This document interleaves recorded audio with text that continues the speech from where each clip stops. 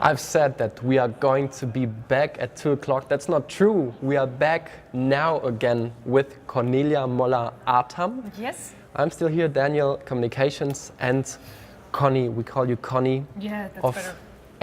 HR. But we don't have a department that's named HR. We have a department that's named Organizational Building. Right. Why is that so important to us? To me, it is important, but maybe you can explain it to us. Yes. I would answer that it's important, or we name it organizational building, because as Project A, we are a company that are dealing a lot with good values we have. And one of our values is data-driven. We should be data-driven as much as possible. Hannah was talking about it like the last 20 minutes. I will just make it short. Data-driven in HR, it's something that's quite new, mainly in the startup scene. Usually you do esoterics, right? I wouldn't say, I mean, esoteric is a bit like cheesy, but yes, we do a lot of HR managers or HR departments act around from their gut feeling. Is that a bad thing? No, it's not a bad thing at all. And I think from a people's business perspective, it's always important to have a good gut feeling about people, situations, conflicts, and how to deal with that. Should you only rely on gut feeling? No, you shouldn't. So that's where the point of a data-driven comes in place, and how and why we should, or we in Project A and the HR side are dealing with more numbers and data-drivenness in the HR department. But why are we naming our Yes. department Organizational Building? Because we believe in the whole value chain of a company, and we believe that HR can have a positive impact and a positive support in the whole value chain, and not only in several touch points like recruiting or contracts or automation of whatever. It's just like if you look or support from the HR department side, the whole founders, the business support Ansatz, approach. Thank you. Then you will have the best possible outcome from the HR side to drive value, to be very close to the founders, to the business, and to always optimize the organizational building to get into the market. If I put it in my words, Yes. maybe that's too simple, but in my opinion, we say organizational building because when you build an organization or a startup, Yes. You build it on people. You're right. You build it on your employees. And Right. so from the beginning on, you have to do it right, because that's the base you build, and if this is not good, your house will break down. And if we build an organization, we have to do HR right, not only recruiting, but Right. everything you mentioned. Right, but it's getting even further, I would say.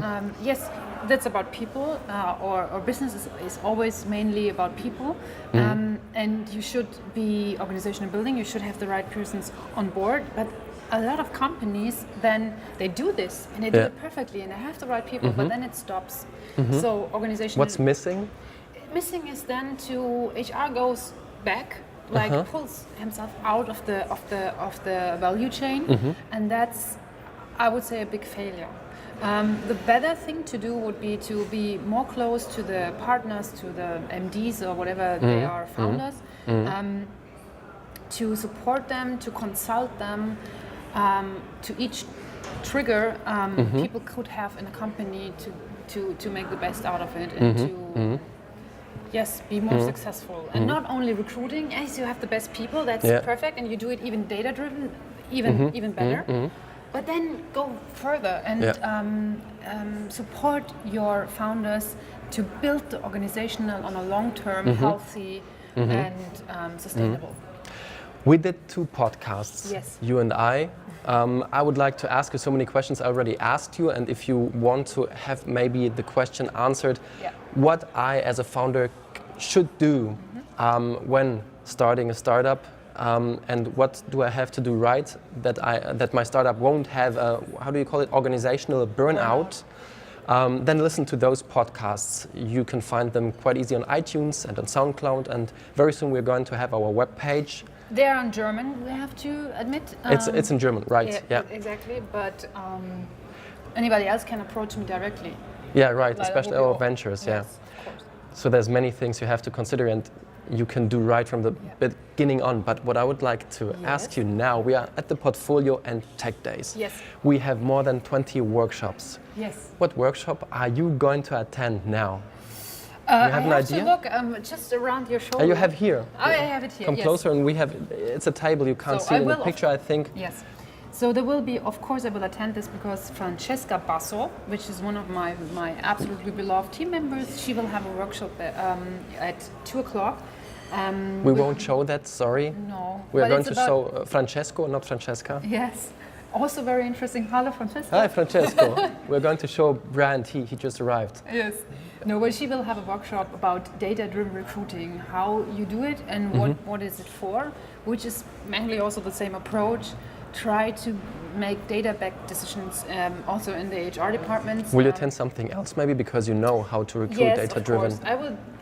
Absolutely. I would like to see the workshop build a brand to drive growth, because it's also with my husband and Florian Heinemann. Do you have an idea what it will be about? Build a brand to drive growth. Yes. We need a brand, a good brand to drive growth. So exactly, Francesco will mainly talk about how to build a brand and how to drive growth with it. That's something exactly, and how to combine like marketing and branding together to be successful on the market. That's like what's the key learning? Do you have a key learning what your husband is like saying every day? A brand has to do this to be growing.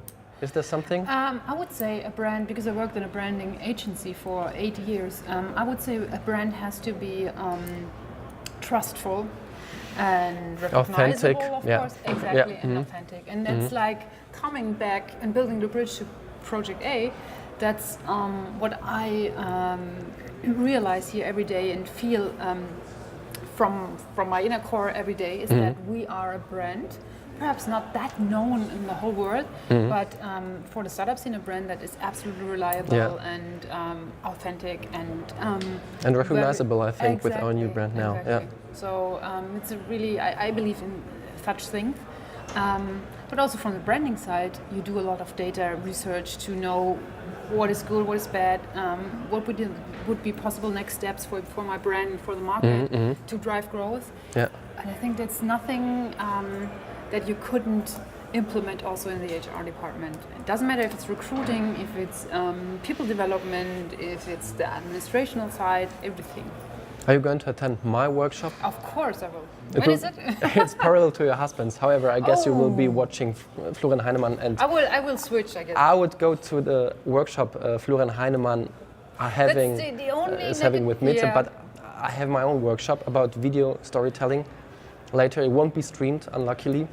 If I could, I would attend each, I mean it honestly, I would attend each workshop because I think they are all very, very interesting and very helpful. But yes, that's the only negative thing, which is absolutely clear that it would be like that the schedule will be tight, that you're not able to attend every workshop. But we have videos and streaming, so... Yeah, right. And we are going to, and I repeat myself, at 2 o'clock, we're going to have Francesco talking about brand in a changing world, our brand, how he developed Project A's brand, and it's about much more. He's also going to show some videos. Oh. And so stay tuned. Thank you, Connie, very, very much for this interview. I was asking very spontaneous and you said, okay, let's go. We went. So stay tuned. Thank you. Bye.